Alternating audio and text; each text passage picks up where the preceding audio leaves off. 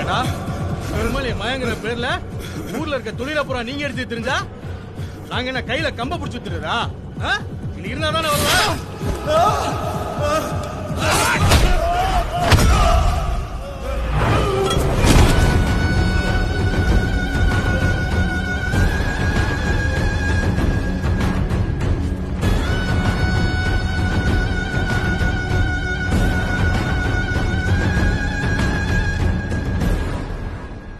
ஏண்டா பட்ட பகல்ல அதுவும் பதவியில் இருக்கிறவனை விரட்டுற அளவுக்கு ஊருக்குள்ள பாதுகாப்பு இல்லாம போச்சு.